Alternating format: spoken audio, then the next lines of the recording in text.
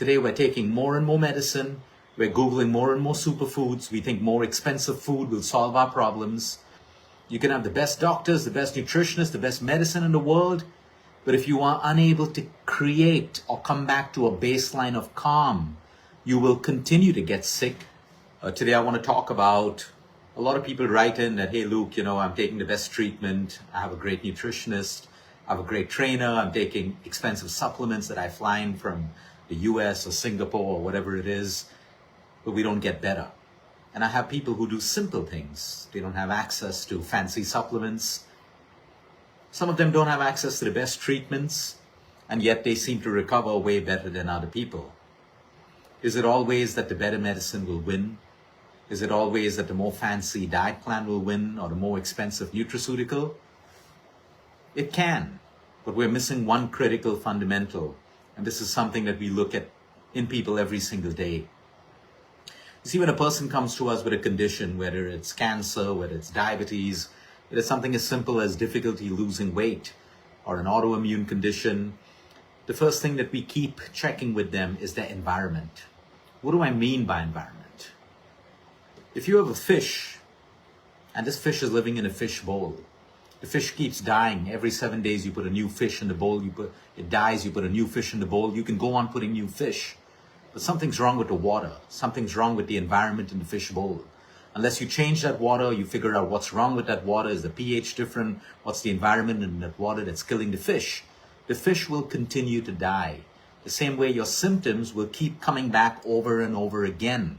Some cancers keep coming back over and over again. For some people, they go into remission right after the first treatment and it never comes back. Some people go into remission the first time, they get a relapse the second time, before finally going into remission the third or the fourth time. The environment within us is the fundamental critical part that most people miss. We treat the symptoms with the best medicines, the best doctors, we get the best nutrition plans, we Google or ChatGPT for the best supplements, but most of us fail to change the environment within us and outside of us. There's a simple example I like to give at most of the conferences I talk about when we're talking about environments. There's a chef, a baker.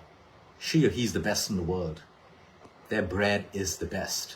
They can make the perfect dough. But if the environment in the oven that they're putting it to bake in is changed by even 1/4 of a degree, less or more by 1/4 of a degree, the bread doesn't rise or the bread spoils. It's the same thing within our body and our external environments. Today we're taking more and more medicine. We're Googling more and more superfoods. We think more expensive food will solve our problems.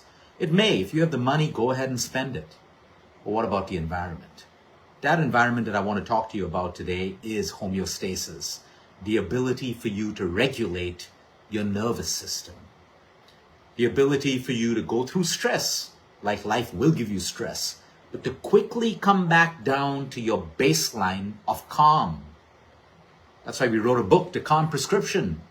You can have the best doctors, the best nutritionists, the best medicine in the world, but if you are unable to create or come back to a baseline of calm, you will continue to get sick, your treatments will continue to fail on you, or you will continue to have relapses.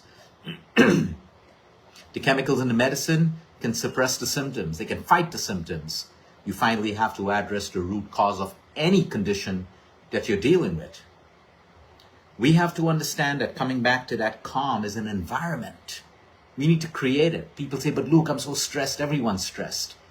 That's the excuse which I really, really dislike hearing. Oh, but Luke, everyone's stressed. And my simple answer is, yeah, everyone is stressed. But what are you doing about it? I don't care about everyone. You shouldn't care about everyone. You should be caring about what you're doing about it. Yes, there's pollution, there are pesticides in food, and etc., depending on where you live. It doesn't mean we give up. We still try to do what we can. There's a beautiful saying. Sometimes all that really matters is making the most of all that we can.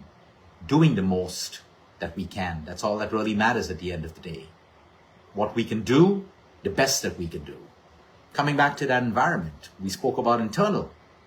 that internal environment sometimes and many times can be affected by your external environment. I have so many people who come sick, they go to hospitals, they're over there, they fly to different countries for treatment, they're getting better, and then they come back into that family environment, which may be toxic, which may be rough, which may be negative, and they start to get sick all over again. I've seen people, unfortunately or fortunately, have to get out of their relationships to get better, to heal. I've seen partners stuck in a relationship with immense health problems, and then they decide to separate, or they decide to start living separately or divorce. All of a sudden, they start to recover. They start to get better. What changed? They were taking medicines before. They were doing a diet plan before. The environment now changed. You're trying to bring up your child, the best education, the best gadgets, all the toys that money can buy, but the environment at home is wrong. Do you think they're going to have a wholesome growth? Absolutely not. I'm asking all of us today to reflect. Some people they keep writing, hey, Luke, I have a 4th stage cancer. The doctors have given up on palliative. They send me home to die. There's nothing that we can do. I've tried everything. Let's start off with the fundamental. Regulating your nervous system. What does that mean and how do you do it? It's okay for us to get stressed. You and I, we can go through immense stress. In fact, I think the biggest illusion about calm is that we should be calm all the time. We should be happy all the time. We should not be sad. We should not be angry. I think that puts so much of guilt on each of us as human beings because we're always going to go through these emotions. The better way to handle it is be as stressed as you want, but how quickly can you come back down to baseline? How quickly can you come back down to homeostasis? You're calm. Because it is in this calm, it is in homeostasis, where the magic of healing, repair, regeneration, all of that happens then. I'll give you an example. I have a friend who's a surgeon, and we keep talking about this environment. He says, hey, Luke, we can have the best anesthesiast in the room. You can have a team of the best surgeons in the room. You can have the best operating theater. But if the environment in that operating theater is wrong, it becomes a high risk factor for the patient. What are we talking about? Infection. Everything has to be sterile. The temperature has to be at a particular degree. The environment has to be perfect, even with the best surgeons in the room for the surgery to be successful. I am asking you today to reflect on the environment that you have in. Could it be your environment that is preventing you from healing? Could it be your environment that's making you sick all the time? Could it be the environment that's causing your relapses all the time? You may feel, but look, I feel stuck. I can't get out of this relationship. I can't leave this city of pollution. That's okay. We can start with small steps, which is number 1, acceptance. Sometimes we can't always change our environment, but we can change the way we think about it. And when we change the way we think about it, we change the way we feel about it. When we change the way we feel about it, we change our behavior, our actions, and hence our experience. There is always something we can do. So don't listen to this and go home and say, oh, it's over for me. I'm stuck in a toxic relationship. Luke said it could, it's making my disease worse. There's nothing I can do. Of course, there's something you can do. It would be callous of me to say, get out of your relationship.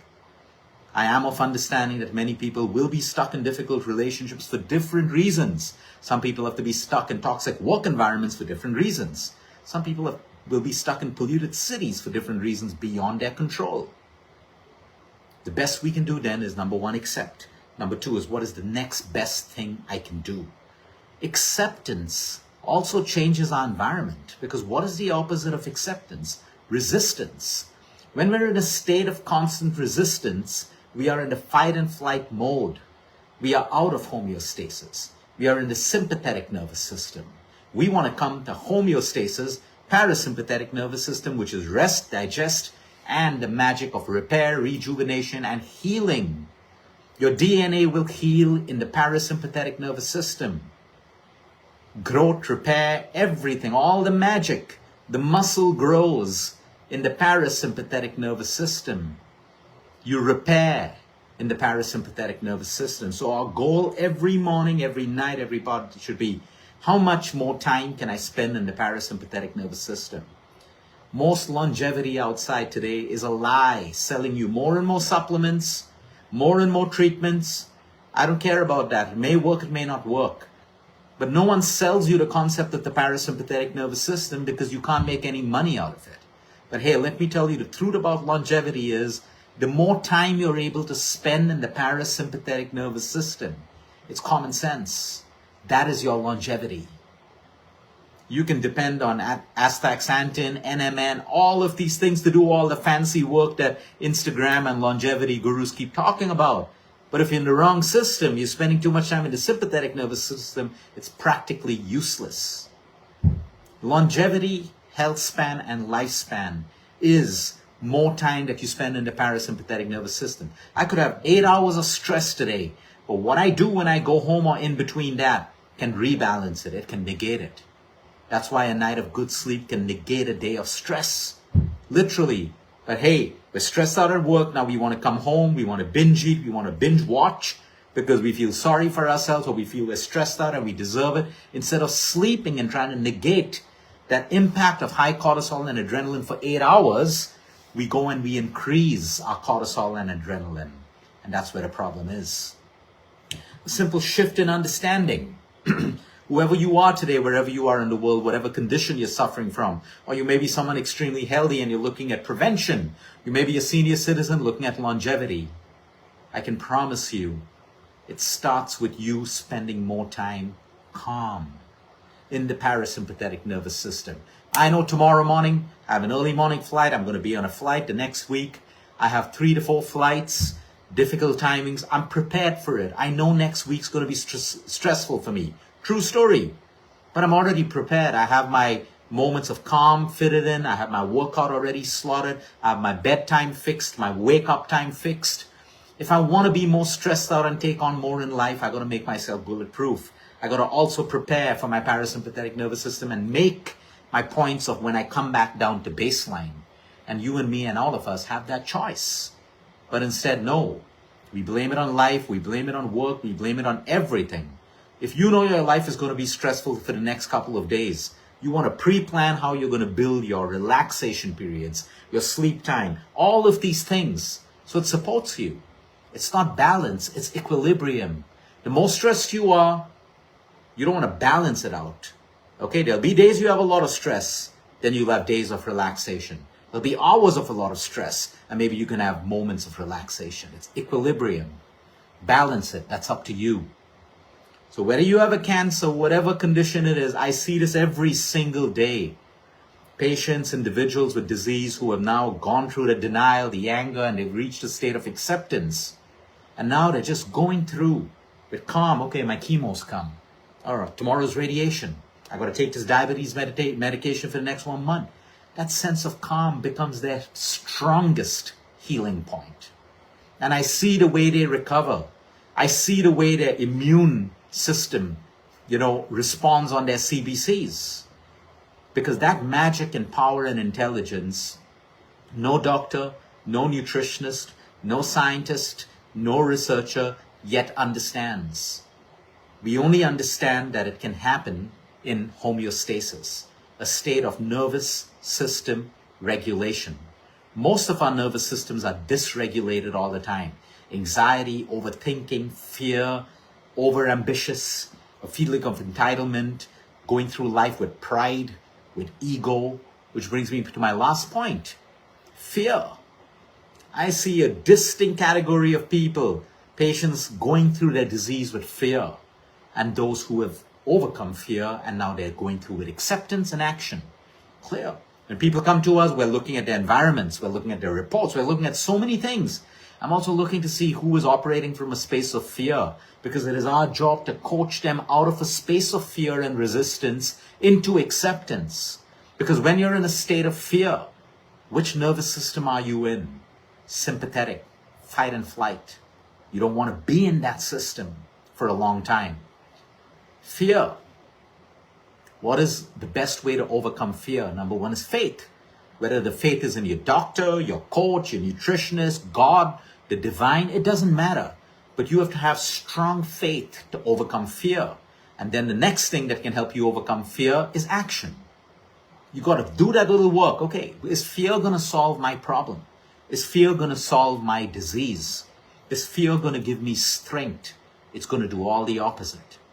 The sooner I get coached, and that's where you can take coaching, you can get into therapy, you can take the strength of a family member, a community group, a support group, because I can promise you the moment you overcome fear, there is freedom on the other side, there is clarity to make the right decisions. All decisions made from a space of fear are usually the wrong decisions because they're made from a space of doubt, fear, low confidence, desperation, frustration. It's usually going to be the wrong decision. But hey, I can be fearful, but how quickly can I move to action? I can be fearful, but I'm in a state of acceptance. Of course, I know I got this condition. Yes, I have a fear. Can it come back? It's a valid fear. Please honor it. But what actions can I take? I can only focus on the actions in front of me. I cannot be in control of the outcome. Your doctors are not in control of the outcome. No one is in control of the outcome. So why put your energy into something that is keeping you in the sympathetic nervous system, fight and flight, out of homeostasis, out of the magic nervous system of healing, which is the parasympathetic nervous system? And that is the environment I wanted all of you to introspect on today. How are you building calm in your life? What are the things that make you feel loved? The people who make you feel loved, the people who make you feel safe, the things that make you feel safe. What makes you laugh? What makes you happy? Which is, do you have a playlist with your favorite songs? Do you have a go-to book that cuts you off from the world? Do you have a go-to serial or a TV program that makes you feel good? Is there some comedy that you can watch to make you laugh? You have to have these ready. You should be going to sleep every night. You can have, everyone has different rituals. But one of the most powerful rituals that I teach my patients, and I teach myself all the time to continue doing it, the last thoughts before you sleep should be thoughts and memories of something or someone that makes you feel loved and safe. And fall asleep with those thoughts, don't fall asleep with fear, what you need to do the next day. Just think about that. It just changes the entire environment and the quality of your sleep. But I want you to get into this practice, and it's easy, like brushing your teeth, repetition. Have that list if you can't think of it. And even read that list before you go to sleep. That's why the practice of deep gratitude before bed or prayer, it lets us fill our minds and our subconscious mind with the right thoughts, which means the right feelings, the emotional charge, right before we sleep. So if you have a disease, but you're sleeping with thoughts of fear of your disease, you know what the outcome is going to be. But what if I replace those thoughts of fears with thoughts of like, hey, this is how I'm going to feel when I'm fine. Or a prayer, or just, I feel safe, like an app. What makes me feel safe? Oh, when I'm with my mom, I feel safe. When I'm with my daughter, I feel safe. When my pet's close to me, when my husband's close to me, when my lover's close, I feel safe. Build those feelings of safety by visualizing it. Who is that person who makes you feel safe? What makes you feel safe? What makes you feel loved? What makes you feel joyful? What makes you feel happy? And you go to sleep with those thoughts. I promise you, you keep practicing it. After a couple of days, it's going to become automatic. That's exactly the same way you got used to thinking about stress before sleep. How did you get used to it? Because you practice doing it every day. It's like people practice rehearsing negative patterns every day, and then they get good at it. You can also get good at the opposite by just practicing it. It is so important for us to understand to change the environment within us. That environment is your calm. You can have all the crap going on in the world in your life, but it is your responsibility and your job to find that calm and come back down to that baseline. Whether it's meditation, it's prayer, it's a warm shower, it's gratitude, it's journaling, it's talking, it's music, that's up to you. But it is your responsibility to do it. It's easy for all of us to blame everyone around us, project all of our misfortunes, all of our conditions, all of our emotions on people and things around us. It's the easiest thing in the world, and it may be right to you, but it does not serve you. It does not solve your problem. You got to take personal responsibility to change those thoughts. Replace them with thoughts that give you the right feelings, that makes you feel good and feel safe. And that's how you change the environment within you. This will and will always be the most critical part of healthcare, your wellness journey, prevention, recovery, aging.